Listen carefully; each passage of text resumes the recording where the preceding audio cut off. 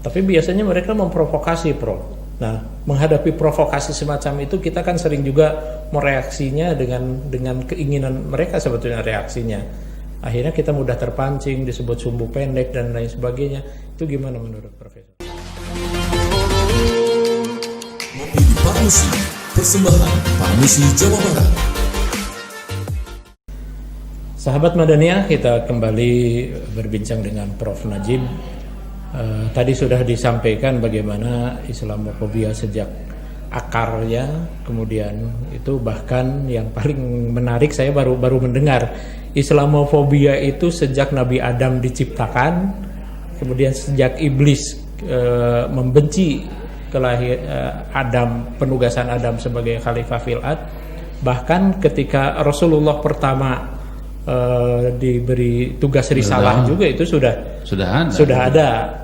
Jadi tidak heran. Jadi setiap periode, setiap masa, setiap zaman, bahkan terus yang jadi permasalahan kan mereka menyebarkan narasi, kemudian aksi, dan kita terjebak dalam desain mereka. Nah, saya ingin tanya Prof, kalau di Indonesia betul nggak ada Islamofobia? Tadi memang sepintas disampaikan beberapa periode, terutama ketika Islamofobia berujung pada aksi kebencian terhadap Islam itu bukan hanya narasi tapi aksi sampai pembantaian terhadap para ulama, para santri yang dilakukan oleh PKI. Apakah itu tahun 48, tahun 60-an gitu. Nah, indikasinya apa sih Prof yang ini? Kalau menurut saya sih sebetulnya kan narasi Islamofobia sendiri kan ini bagian dari desain orang-orang yang tidak suka dengan Islam, orang-orang yang benci terhadap Islam. Nah, jadi kalau dari sisi substansi sebetulnya memang ada pada setiap zaman. Ada ya. Hanya narasinya itu tidak perlu menggunakan narasi Islamofobia karena itu bagian dari desain mereka juga. Nah, oleh karena itu yang harus kita lakukan adalah mereka punya narasi, punya aksi, kemudian kita bereaksi. Nah, jadi yang harus kita terpancing. Yang harus kita lakukan adalah kita punya narasi, kita mengembangkan narasi Islam universal, Islam rahmatan lil alamin, Islam penuh kasih sayang, kemudian Islam membawa rahmat, Islam membawa perdamaian. Gitu. Nah, kekerasan itu bisa saja terjadi, dan itu kekerasan dalam Islam itu kan sebetulnya ada pada saat ada tindakan kekerasan yang dilakukan oleh orang lain, seperti halnya tindakan perang yang dalam Islam disebut dengan jihad, tapi jihad dalam artian perang fisik itu adalah qital. Qital itu diperbolehkan ketika ada orang lain mengganggu kita, kemudian melakukan peperangan, menyerang kita, menyerang Islam. Kalau mereka tidak menyerang, tidak boleh ada perang juga. Gitu. Kalau menyerang harus diperangi lagi. Kalau perang harus diperangi lagi. Tapi sepanjang mereka tidak melakukan tindakan kekerasan dalam bentuk penyerangan fisik, itu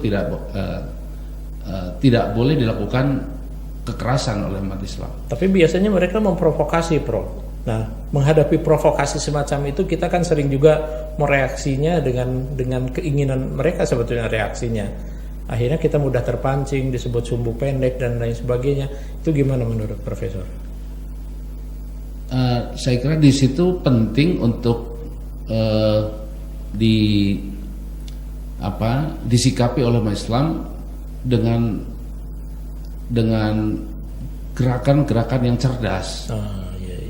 Jadi gerakan yang cerdas itu dalam artian kita diawali dengan kita harus mengawali dengan apa yang terjadi sebenarnya dengan fenomena yang ada, kemudian bagaimana arah fenomena itu, kemudian bagaimana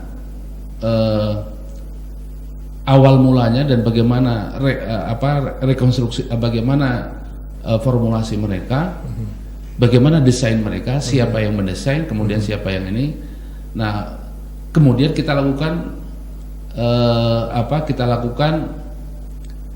desain juga bagaimana menghadapi mereka. Mereka kalau mereka kekerasan, bisa saja kita tidak dengan cara kekerasan, katakanlah dengan cara kekuatan yang lain. Umpama kita menggunakan kekerasan, tapi nggak usah kita, bisa saja orang lain yang melakukan gitu.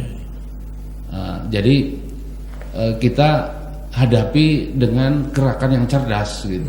Bagaimana menghadapi mereka, kemudian tidak hanya semata-mata kalau mereka memprovokasi kita, kemudian kita terpancing dengan provokasi mereka, kemudian kita hadapi atau kita lawan dengan provokasi yang sama. Nah, itu akan terjadi perang beneran gitu. Tapi sebetulnya bagaimana bisa alostrategi itu ada strategi perang, katakanlah kalau kita mengadopsi seperti orang Jawa, jadi menang tanpa masoraki. Jadi kita harus menang, tapi tanpa ada korban. Dari pihak kitanya, tanpa ada korban jiwa, tanpa ada korban harta, tanpa ada korban nama baik gitu. Tapi kita bisa menang. Dan strategi itu mestinya harus kita menang tanpa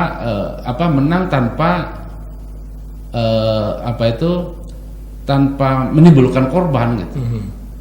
Baik korban dari kita yang diserang maupun dari pihak orang mereka. Yang mereka. Kalau perlu kita menghadapinya, bagaimana caranya kita menghadapinya dengan strategi yang genuine, sehingga tanpa mereka melakukan provokasi fisik pun, mereka sudah kalah duluan gitu. Harusnya kita punya strategi yang cerdas, bagaimana menghadapi provokasi, bagaimana menghadapi orang lain yang menyerang, yang benci, yang punya desain menyerang Islam.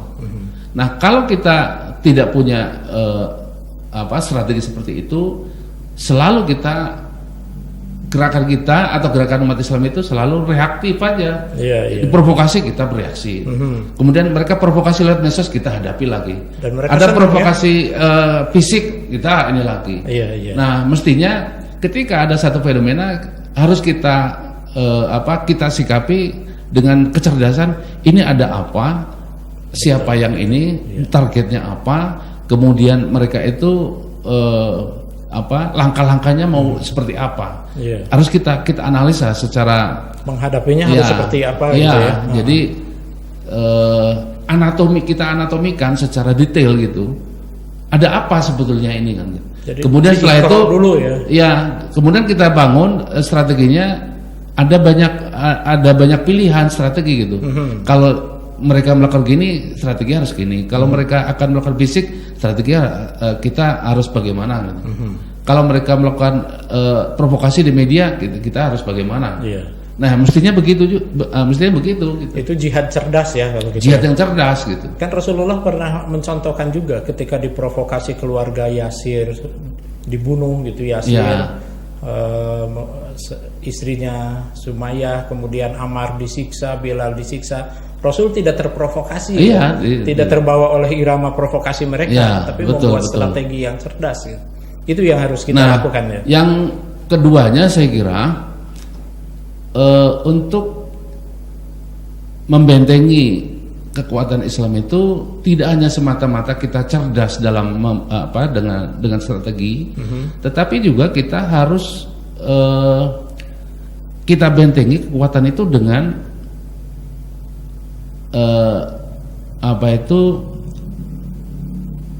mendalami ilmu Islam secara dalam dan juga secara utuh, dan juga secara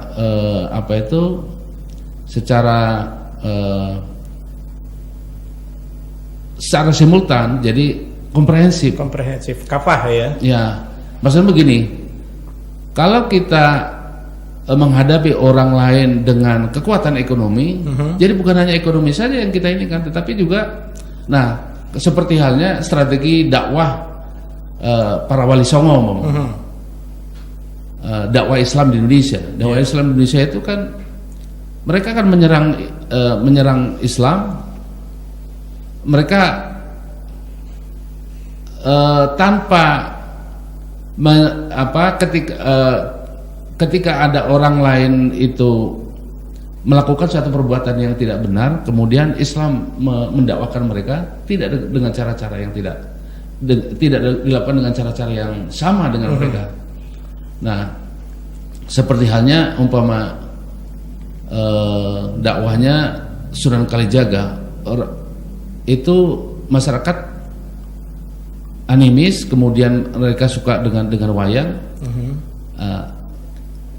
Mendakwahi mereka tidak perlu dengan cara wayangnya dibubarkan, dipakai aja wayangnya, tetapi kemudian wayangnya ini diislamkan, tidak perlu dibuang, tidak perlu di ini. Atau juga ketika ada orang lain menyerang, seperti halnya ada antar masyarakat ini dalam, apakah itu mitos atau bukan mitos. Ketika terjadi masyarakat sebelum Islam itu banyak bertengkar, berebut tentang aset, tentang harta, berebut tentang hasil panen, hasil ini, dan bahkan terjadi korban nyawa. Pendekatan Sunan Kalijaga bahwa tidak perlu menghukum mereka, ditunjukkan aja. Kalau kamu berebut tentang itu, lihat aja itu pohon aren, coba lihat. Tiba-tiba pohon aren itu secara sepintas berubah jadi emas. Ketika berubah jadi emas, silakan aja, kamu nggak perlu sampai bertengkar begitu. Silakan ambil sebanyak-banyak, silakan aja. Persoalan nanti setelah itu ke rumah ini berubah lagi atau tidak. Tapi yang jelas itu kan menunjukkan bahwa ada kekuatan ilmu yang lebih dalam yang tidak dimiliki oleh orang lain.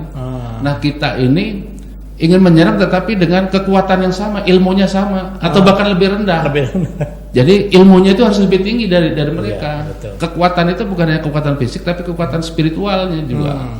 Bisa jadi itu dengan berdoa kepada Allah, ya Allah tunjukkanlah kekuatanmu agar mereka ini bisa takluk pandangannya. Bisa aja itu berubah menjadi ini, tapi kemudian mereka selesai dengan sendirinya, tidak mau berebut lagi, berebut beras dari perang itu aja ambil. Gitu. Nah, kenapa itu bisa ini? Karena dia punya kekuatan ilmu yang sangat luar biasa dan kekuatan spiritual yang sangat luar biasa. Ilmu terhadap ajaran Islam dan juga kekuatan spiritual terhadap ajaran Islam itu mereka lakukan. Jadi jadi kekuatan ilmunya bukan ilmu zahiriyah, tetapi juga ilmu batiniah juga gitu. Kekuatan yang sama. Katakanlah sekarang ini teknologi yang sekarang ini orang non Islam, katakanlah non Islam yang dominan dalam peradaban dunia ini. Amerika punya senjata nuklir, Cina nuklir, kemudian teknologi IT mereka juga punya. Untuk menghadapi mereka bukan hanya sekedar bagaimana kita menguasai teknologi, menguasai nuklir juga, tetapi kita juga harus ilmunya lebih tinggi dari mereka menguasai. Sehingga kalaupun kita juga punya kekuatan ilmu yang sama dengan mereka, kita harus lebih. Kalau sekarang ini kekuatan ada pada teknologi, kekuatan nuklir, umat Islam juga harus bisa. Tetapi bukan hanya sebatas bisa, harus lebih gitu. Nah, betul. Dulu dakwahnya Wali Songo kan begitu. Untuk menaklukkan mereka itu tanpa tidak mesti harus ada korban. Kenapa? Karena ilmunya itu melebihi dari ilmu mereka. Untuk mengalahkan para raja-raja Hindu, itu kan tidak perlu diperangi raja Hindu. Tetapi kita punya kekuatan. Nah, seperti sejarahnya masuk Islamnya kerajaan Belambangan di Banyuwangi itu kan Hindu dulu. Nah, itu Hindu dan masyarakatnya juga Hindu semua. Nah, tapi kemudian ketika anaknya ini mengalami sakitnya itu dibawa ke dokter mana saja, ke dukun juga tidak sembuh-sembuh. Kemudian ini ada Syekh putra dari Sunan Ampel datang ke sana, ditanya, katanya bisa menyembuhkan, ya akhirnya disembuhkan dengan ilmunya. Ilmu untuk dia punya ilmu, yang ilmu itu melebihi dari yang lain yang tidak dimiliki oleh mereka. Kemudian bisa sembuh. Nah, dengan sembuh itu kemudian akhirnya ya sudah, kawini aja anak saya. Nah, ketika dikawin ya boleh saya kawin, tapi Anda juga harus masuk Islam juga. Jadi mengalahkan orang lain tanpa menimbulkan korban. Untuk untuk memiliki untuk bisa melakukan strategi seperti itu. Jadi bukan hanya sekedar kita punya kekuatan yang sama atau mengimbangi kekuatan dengan mereka, tetapi kita juga punya kekuatan itu mengungguli mereka gitu. Ilmunya juga mengungguli ilmu mereka. Jadi tidak bisa hanya sekedar. Nah, sekarang ini sebetulnya untuk menghadapi Islamophobia, jangan kita bereaksi di mana posisi kita kekuatannya di bawah mereka. Kita harus seimbang dulu, bahkan kalau perlu harus lebih unggul kekuatan kita gitu. Jangan sampai kita nggak bisa apa-apa kemudian kita lawan, ya itu konyol. Iya betul. Nah, Prof, di akhir segmen ini kesimpulannya apa yang disarankan Profesor untuk umat Islam dalam menghadapi Islamofobia? Kesimpulannya seperti apa, Prof, yang ingin disampaikan? Kalau saya ingin menyampaikan adalah bahwa untuk menghadapi Islamofobia itu kita jangan kita hadapi dengan reaksi terhadap Islamofobia, tapi kita hadapi dengan cara bagaimana kita banyak menyebarkan kajian Islam, kemudian bagaimana mensosialisasikan pemahaman Islam yang benar terhadap masyarakat, terhadap umat Islam sendiri, kemudian juga bagaimana mengamalkan ajaran Islam secara benar. Laksanakan saja itu ajaran Islam, pelajari saja ajaran Islam dan amalkan saja ajaran Islam. Nggak usah terbawa arus mereka, irama orang lain, karena Islamofobia itu bagian dari desain orang lain gitu. Iya. Terima kasih Profesor Muhammad Najib yang telah memberikan pencerahan kepada kita. Sahabat Madaniyah, barusan jelas sekali Profesor Najib bagaimana kita menghadapi Islamofobia. Jangan terpancing dengan desain mereka, agenda mereka, irama mereka, tapi kita harus menganalisis dulu kekuatan kita, kekuatan lawan, kemudian menerapkan strategi yang cerdas, kemudian juga ilmu yang harus tinggi dan spiritualitas yang tinggi, melebihi dari musuh-musuh kita. Sahabat Madaniyah, hingga saat ini masih banyak pihak yang menstigma umat Islam dengan stigma-stigma negatif, seperti menyebut Islam sebagai ajaran radikal, fundamentalis, teroris, intoleran. Sampai kapanpun orang yang terjangkit Islamofobia akan tetap ada. Sebetulnya ada pihak-pihak yang sengaja menyebarkan ketakutan terhadap Islam dan memberikan stigma negatif untuk menyudutkan Islam. Mereka hendak memadamkan cahaya agama Allah dengan mulut mereka, tetapi Allah tetap menyempurnakan cahayanya walaupun orang-orang kafir tidak menyukainya. Surat As-Saff ayat 8. Sampai jumpa lagi di Ngopi di Parmusi selanjutnya. Assalamualaikum warahmatullahi wabarakatuh. Ngopi di Parmusi, persembahan Parmusi Jawa Barat.